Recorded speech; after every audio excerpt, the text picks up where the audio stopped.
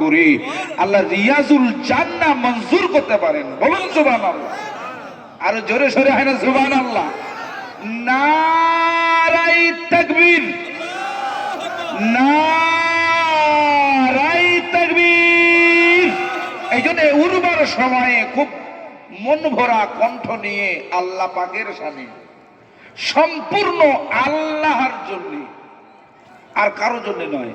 আপনার বিবির জন্য, মানে বউয়ের জন্য, আপনার স্বামীর জন্য, আপনার সন্তানের জন্য, আপনার মহব্বতের মানুষের জন্য, কারোর জন্য নয়। আমরা এখন যে জিকিরটা করব সম্পূর্ণ আল্লাহর জন্য। ঠিক তো নাকি? মন ক্লিয়ার? ক্লিয়ার? তাহলে রেডি? সকলেই উচ্চ আওয়াজে কালমা লা ইলাহা ইল্লাল্লাহ, কলবে ধাক্কা, কালমা লা ইলাহা ইল্লাল্লাহ, লা ইলাহা মুহাম্মাদুর রাসূলুল্লাহ। সালামেরি গজুরা, সালামেরি গজুরা, সালামেরি গজুরা, দুরুদেরি হার বর্ষিত হোক তারি প্রতি যিনি আমার নবী। এমন নবী, এমন নবী কোথায় পাবো? এমন নবী কোথায় পাবো?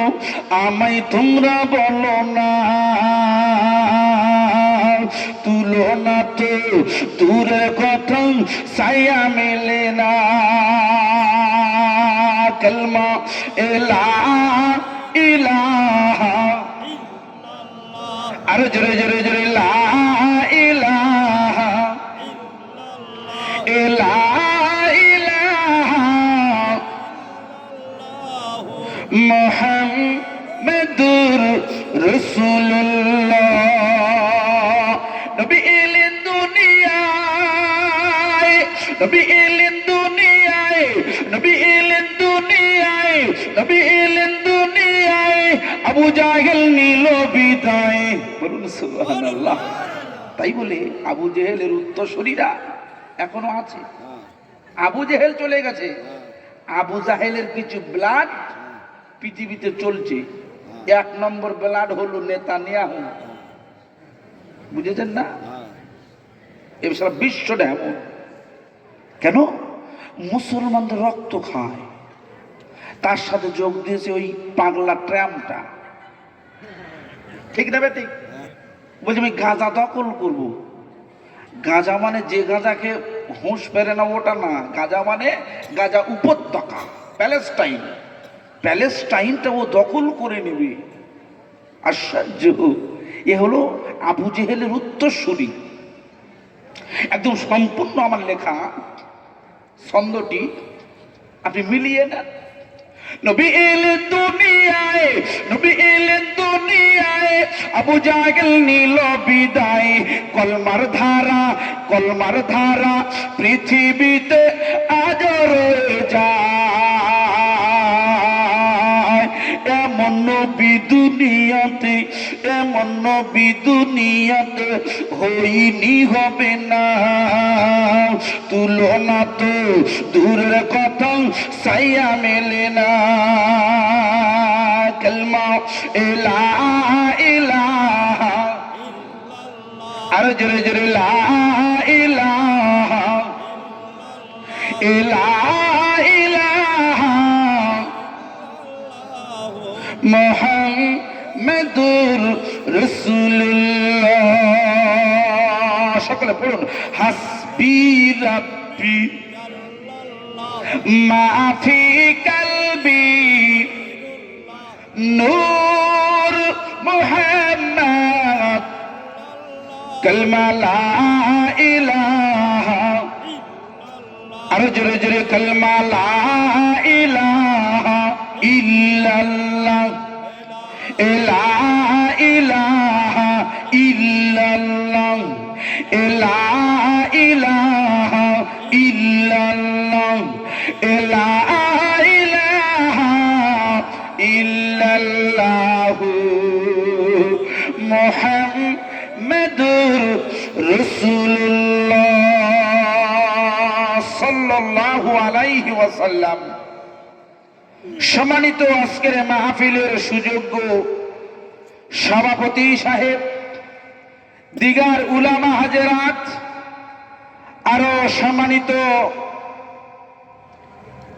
এলাকার খুবই নামি দামি তরুণ তরুণ নওজোয়ানেরা, পিতৃতুল্য আমার মুরব্বী আব্বাজানগণেরা, পর্দানসীনা সম্মানিত আমার মায়েরা বোনেরা, সকলকে আমি আন্তরিক মোবারকবাদ, রমজানুল মুবারকের আগাম শুভেচ্ছা দিয়ে আমি শুরু করছি। সকলেই বলছি আলহামদুলিল্লাহ। আমার ভাই সব, আল্লাহ রসুল বলেছেন, আল্লাহর হাবিব বলেছেন, ইসলাম ধর্মটি এমন একটি ধর্ম, এমন একটি সিস্টেম, ইসলাম কোনোদিন অসুন্দর নয়, সুন্দর। ইসলাম শব্দের অর্থ হলো শান্তি, আবার ইসলাম শব্দের অর্থ হলো সুন্দর। আচ্ছা, আমরা একটু ডাইনে বাঁয়ে বা সামনে পেছনে একটু যদি তাকিয়ে দেখি, আমরা যে ইসলামিক প্রোগ্রাম করছি, ইসলামিক জলসা, এই আমাদের বসার ভিতরে কোনো ডিসিপ্লিন আছে কি একটু দেখুন তো। সত্যি হবে না, আপনারা একটু দেখে নেন। নেই না? কিন্তু রসুল বলছে সুন্দর, আমরা সেটা দায়িত্ব নিয়ে কি করছি? গন্ডগোল করছি, অসুন্দর করছি। তো আমি অনুরোধ করব না, তবে আপনাদের যদি মনে হয় রসুলের কথা একটু মানবো, ভালোবাসবো, কারণ ঠান্ডার সময় তো আমি বেশি জোর করতে পারি না। ঠান্ডার সময় এক জায়গায় গরম করে দিয়েছেন, আবার নতুন করে গরম করতে সমস্যা হবে। এই জন্যে আমার মনে হয় যেখানেই আছেন সেখানেই থাকুন। হ্যাঁ, কেউ ওটাউটি করবেন না। আর আমি অনুরোধ করছি, ভাই আপনারা দাঁড়িয়ে আছেন কেন? বাড়ির গিন্নিরা বলে দিয়েছে যে খবরদার বসো না, ওরা তো সব বসে আছে, আপনারা বসুন, সমস্যা নেই। এই দেখেন বুট পরে আছেন, বুট পরে ওই বুট পরে বসে যান, আল্লাহ আপনাদের কবুল করবেন। বলুন আল্লাহুম্মা আমিন। মহান রব্বুল আলামিনের দরবারে অসংখ্য কোটি কোটি শুকরিয়া হিন্দুস্তানের জমিন থেকে আমরা করি, সকলেই বলি আলহামদুলিল্লাহ। বিশ্ব নবী, নূর নবী, সরকারে দো আলম, যিনি আমাদের রাহবার, যিনি আমাদের কি, যিনি আমাদের মহব্বতের আশেক, রাসূলুল্লাহকে আমরা কি ভালোবাসি, তার চেয়ে বেশি ভালোবাসেন আমাদের তিনি। সুতরাং তিনি হলেন পৃথিবীর 1 নম্বর মেসেঞ্জার। হুজুরের দরবারে কোটি কোটি দরুদের মালা পৌঁছে দিই, সকলে বলি সাল্লাল্লাহু আলাইহি ওয়াসাল্লাম। আজকে আমাদের পক্ষ থেকে হুজুরের দরবারে দরুদের মালা পৌঁছে দিয়েছি। সুতরাং আমি আপনাকে নিয়ে সরাসরি আলোচনার ভিতরে পৌঁছে যাই, কারণ রাতের গভীরে শয়তান এখন প্রত্যেকটা খুঁটির গোড়ায় বসে বসে শয়তান দায়িত্ব দিয়ে রেখেছে, যা যা হাটকোলার বাজারে যা, সেখানে মানুষ ওয়াজ শুনছে, ওয়াজ, এই ওয়াজ শোনা থেকে বিরত রেখে বাদামের দোকান, ফুচকার দোকানের সামনে দাঁড় করিয়ে দে। এটা কার কাজ? শয়তানের কাজ। যারাই উঠে গেছে তাদের কারোর দোষ নেই, তো দোষ সব কার? ইবলিস, শয়তান। শয়তানের মুখে জুতো মারতে হবে না, হবে না? আমরা এখান থেকে 4 লক্ষ 5 লক্ষ টাকা খরচা করে মক্কা শরীফে যাই শয়তানের জুতো মারতে। মারেননি? পাথর মারে, পাথর কাপড় মারে। আচ্ছা, আপনি কি খেয়াল করে দেখেছেন, আপনি যে শয়তানের পাথর মারছেন, ওই পাথরগুলো যায় কোথায়? যায় কোথায়? সরকার তো ওখান থেকে সরায় না। কেতাবে এসেছে, যার পাথর মারাটা কবুল হবে ওই পাথরটা চলে যায় আল্লাহ পাকের আসমানে চলে যায়, আল্লাহ নিয়ে নেন। যার কবুল হয় না সেই পাথরটা পড়ে থাকে। আমরা যারা হজে যাই, অনেক মানুষের হক ফাঁকি দিয়ে টাকা ইনকাম করে বিশাল বড় লোক হয়ে এখন বাবু হজ করে হাজী সাহেব হয়ে উনি বসে আছেন। আচ্ছা বলুন তো, ও হজ কবুল হবে? তবে যারা হাজী সাহেব আছেন রাগ করেন না জানো, আমি সবাইকে বলছি না, ঠিক না বেঠিক? হজ কবুল হবে ওই টাকা যে টাকা আপনি নিজে ইনকাম করেছেন, কি আপনার সম্পত্তি থেকে হজ করবেন আল্লাহ যদি মঞ্জুর করেন। লোকের ফাঁকি দিয়ে, ভাইয়ের ফাঁকি দিয়ে, বোনের ও মানে সম্পত্তি ফাঁকি দিয়ে আপনি হজে যাবেন, ও হজ কোনো কাজে আসবে না, আপনার নামাজ কাজে আসবে না, আপনি বৃথা হয়ে যাবেন, আপনার ঈমান নষ্ট হয়ে যাবে। ঈমানটা সহজ জিনিস নয়। আল্লাহ রসুলকে, আল্লাহর হাবিবকে জিজ্ঞাসা করেছিল, সাহাবারা জিজ্ঞাসা করছে, মা ঈমানু ইয়া রাসূলুল্লাহ, ঈমানটা কি? আল্লাহ রসুল বলছে, আল ঈমানু আন তুমিনু বিল্লাহ, ঈমান হলো আল্লাহর প্রতি বিশ্বাস। ঈমান মানে আল্লাহর উপর বিশ্বাস। খুব ভালো করে শুনবেন, আমি ঈমানটা দিয়ে শুরু করি। কেন? ঈমান না হলে মুসলমানিত্বে টিকে থাকা যায়? আমার নাম জুলফিকার, মানে হলো ইসলামের তলোয়ার, তাই তো? আমি নাম রেখেছি ইসলামের তলোয়ার। আমি কাজ করছি সব ফেরাউন মার্কা। আপনার ঈমান থাকবে? ঈমান তো থাকবে না। সুতরাং মুসলমানিত্বে টিকে থাকতে গেলে আপনার ঈমানটা ঠিক করতে হবে। আর ওই ঈমান না ঠিক থাকলে আপনার নামাজ, আপনার কালাম, আপনার হজ যাকাত গুলো সব জলাঞ্জলিতে চলে যাবে। একটু আওয়াজ দিয়ে বলি নাউজুবিল্লাহ।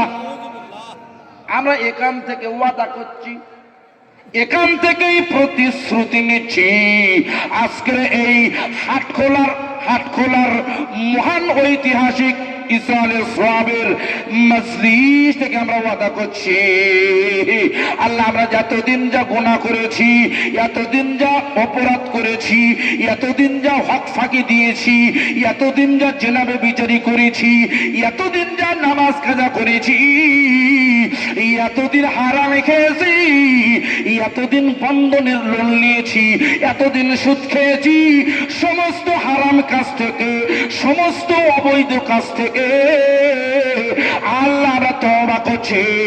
এই তওবা দিয়ে যেন